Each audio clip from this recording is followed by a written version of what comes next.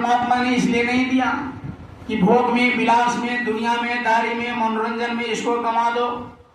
यह शरीर साधना के लिए मिला, यह शरीर उस मालिक को प्राप्त करने के लिए मिला, यह शरीर विषय वासनाओं को दमन करने के लिए मिला। 84 लाख योनियों में बार बार बच्चा पैदा किया, बार बार एक जन्म से दूसरे जन्म में गया।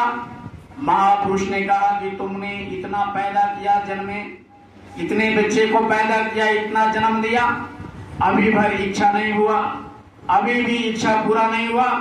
इसलिए गुरु महाराज ने बराबर इस पर जोर दिया कि अब की बार किसी महापुरुष की खोज करो, किसी ऐसे संत की खोज करो जो जीते जी इस मालिक का दर्शन किया हो और उस मालिक का दर्शन दीदार करा सके।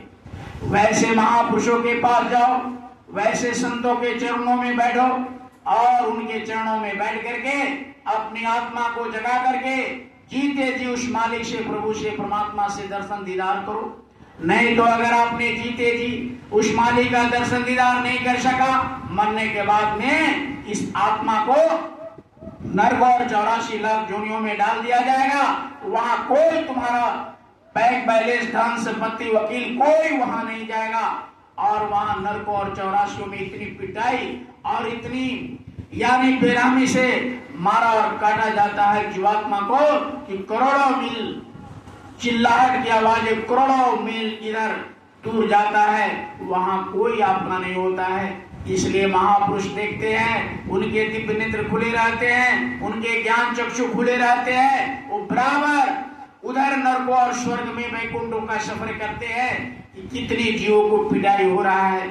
इसलिए बार बार इस धरती पर आकर के मीराबाई, पलटू साहब, भीखा साहब, दरिया साहब, कबीर साहब, तमाम महापुरुषों ने आकर के इस जीव को जगाने का कार्य किया कि तुम इस शरीर से भोग और विलास छोड़ो और उस मालिक के लिए थोड़ा समय निकालो, दुनिया का काम करो, दुनिया का धंधे करो, लेकिन उसी में फंसे मत रह जाओ।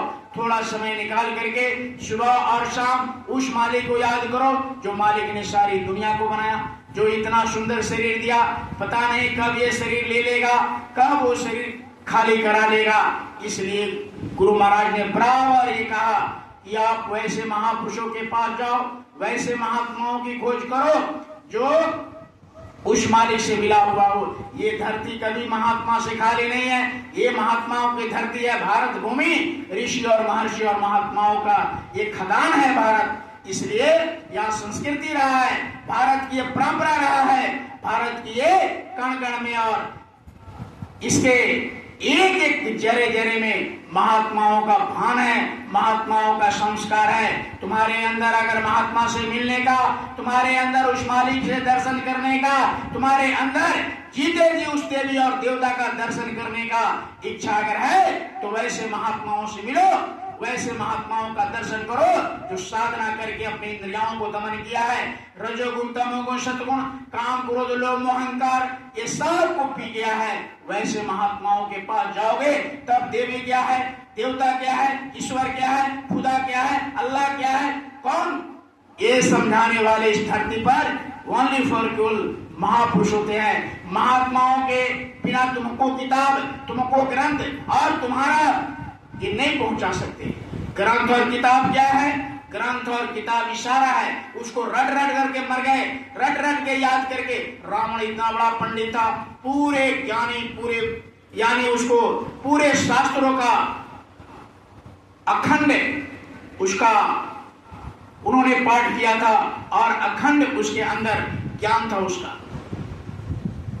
हमने थोड़ा सा पढ़ लिया, थोड़ा सा ज्ञान हो गया, बस उसमें भटक गए।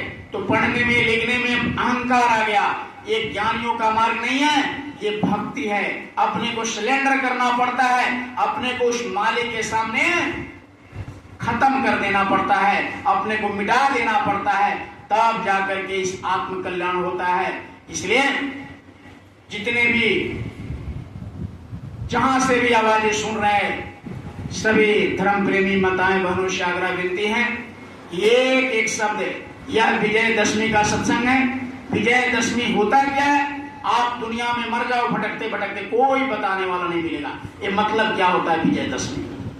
कोई आज ये नहीं बताने वाला कि नवरात्रा का मतलब क्या होता है। बस सीधे कहते नवरात्रि जागरण करो। क्या जागरण करो?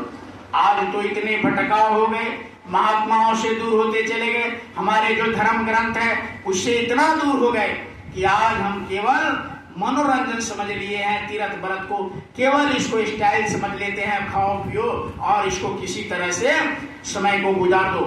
हमारे महापुरुषों ने कितना मेहनत करके रामायण बनाया, कितना मेहनत करके ग्रंथ बनाया और उसमें संकेत डाल दिया कि तुमको साधना शिविर कैसे करना है, तुमको तीज त्योहार कैसे करना है, तुमको व्रत कैसे करना है। लेकिन हम इंद्रियों को दमन करने के लिए, इंद्रियों को अपने बस में करने के लिए सारे तीज त्योहार महापुरुषों ने बनाया, लेकिन ठीक इसको उल्टे हम लोगों ने कर दिया। जब तीज त्योहार आएगा, जब व्रत आएगा, हम लोग बाहर मुखी हो जाते हैं और बाहर से इतना ताम झाम करते हैं कि हम दमन करने, इंद्रियों को बस करने के उल्टे हम वशीभूत हो जाते हैं काम वासना के। इसलिए जितने भी हमारे भाई बहन सुन रहे हैं, ये महापुरुषों की एक एक वाणी है। आप ये बाबा जय गुरुदेव साधना मंदिर पर विजयदशमी के अवसर पर सत्संग का कार्यक्रम रखा गया। आप सभी प्रेमियों से आग्रह है कि थोड़ा सा समय निकाल करके यहाँ पहुंचे और यहाँ पहुंच करके एक एक शब्दों को सुन करके महापुरुषों के वाणी को अपने अंदर में अगर आपने एक शब्द उतार लिया तो जीवन धन्य हो जाएगा। अंगुलीमाल को क्या हुआ था?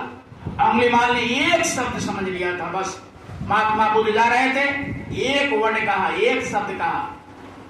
जब अंगुलीमाल ने कहा कि ठहर जाओ, राजा प्रसेनजीत के राज्य में बहुत बड़ा ये बदमाश अपराधी क्रिमिनल पैदा हो गया था जिसका नाम अंगुलीमाल डाकू। सबको मार करके उसके एक अंगुली अपने गले में पहन लेता था, उसका नाम ही हो गया था अंगुलीमाल, यानी अंगुली का माला पहनने वाले को अंगुलीमाल कहा गया।